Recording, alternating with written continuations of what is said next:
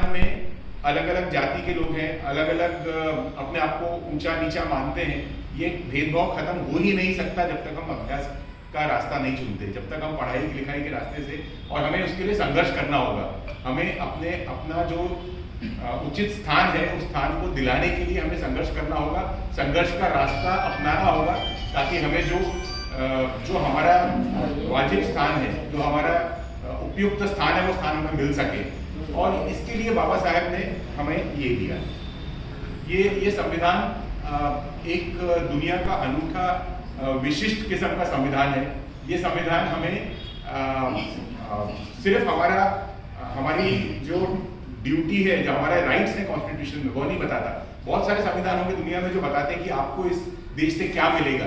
ये संविधान हमें ये भी बताता है कि इस देश को हमें क्या देना है, हमारी ड्यूटी क्या है, हमारा देश के प्रति हमारा कर्तव्य क्या है, उसकी भी बात करता है ये संविधान। और ये संविधान एकता की बात करता है। ये संविधान एक सार्वभौमिक गणतंत्र की बात करता है। ये संविधान इंसानियत के रिश्ते की बात करता है।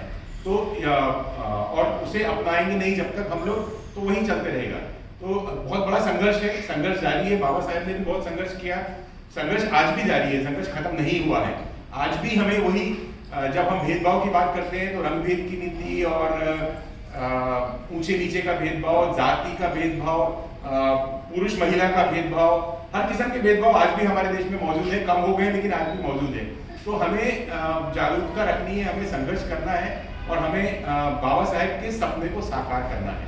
हम में से हर व्यक्ति का एक फर्ज बनता है, हमारा एक कर्तव्य बनता है कि हम काम करें ताकि बाबा साहेब का जो सपना है उस सपने को साकार करें। ऐसा भारत जहाँ पर इंसान की कदर इंसानियत के रिश्ते से हो, इंसान की कदर आप इस जाति के हो उस रिश्ते से ना हो।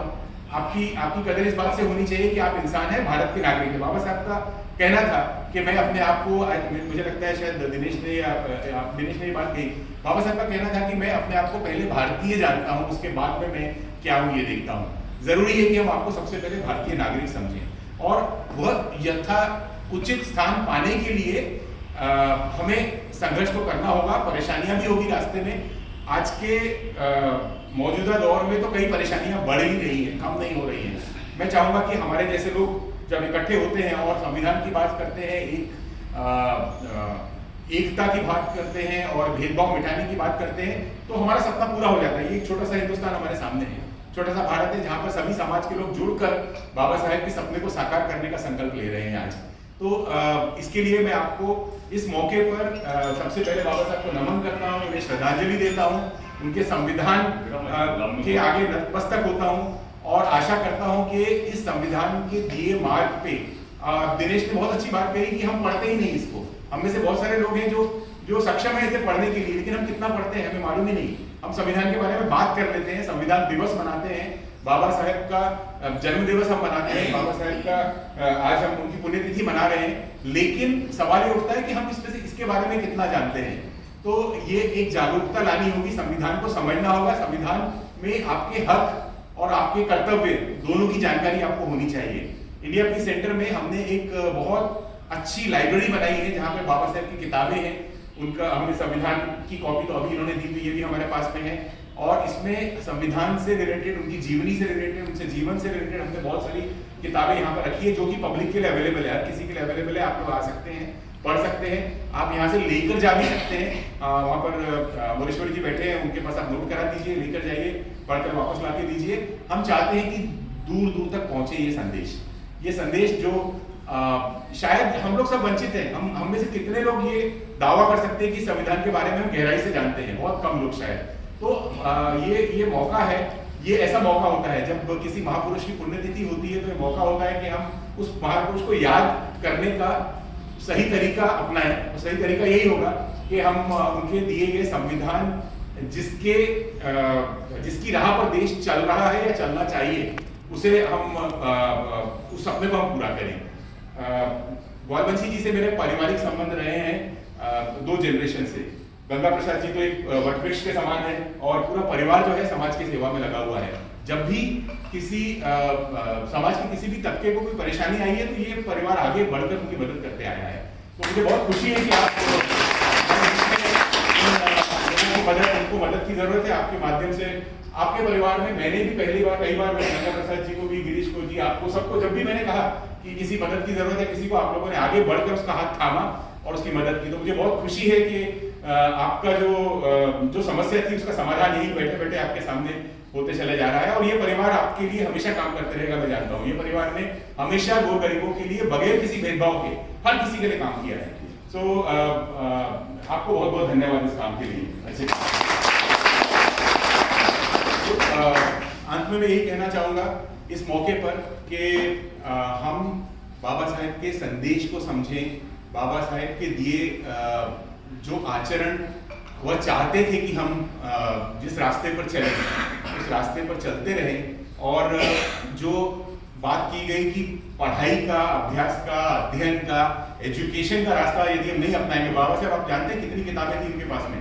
आपने रॉय जी ने मुझे भी बताया कि एक कौन सी जगह, चिचोली में जो बहुत बड़ा म्यूजियम बन रहा है जहाँ पे बाबा साहेब के पूरे रेलिक्स हैं, उनकी किताबें हैं, बहुत सारी चीज़ें रखी जा रही है। मैं तो जानता नहीं था उसके बारे में। मैं कोशिश करूंगा कि जब हो सके कि एक बार हम वहाँ जाकर देख कर आएंगे, उसके दर्शन करके आएंगे। तो बाबा साहब आप जानते हैं कितनी किताबें पढ़ते थे वो उनके पास हजारों की तादाद में किताबें हुआ करती थी। और जो आदमी पब्लिक लाइफ में है, जो आदमी पूरा दिन पब्लिक लाइफ में संघर्ष कर रहा है, लड़ रहा है, देश में लोगों को एकता और सही दर्जा दिलाने के लिए, वो रात को बैठ के पढ़ रहा है, रात बैठ के पढ़ रहा है, किताबें लिख रहा है, लेख लिख रहा है, न्यूज़पेपर चला रहा है। सो ऐसे कर्तव्यनिष्ठ और कर्मनिष्ठ व्यक्ति मिलना आसान नहीं है। जिन एक ही आदमी है जो अपने आप में पूरा इंस्टीट्यूशन है जिसे हम कहेंगे, बहुत आसान नहीं है ऐसा आदमी का मिलना जिसने पूरी जिंदगी लगा दी इस बात के लिए कि हमारा समाज परिवर्तित हो सके, समाज अच्छा बन सके। समाज में जो बुराइयां हैं हमारे देश की, हमारे समाज में बहुत सारी बुराइयां रही है जो पुरातन काल से चली आई हैं, तो उन बुराइयों को हम दूर कर सके और समाज को एक अच्छा समाज बन सके ताकि हमारा देश आगे बढ़ सके। तो मित्रों, मेरा यही कहना होगा कि बाबा साहेब के सपने को साकार करने के लिए हम इस मौके पर इकट्ठे हुए हैं।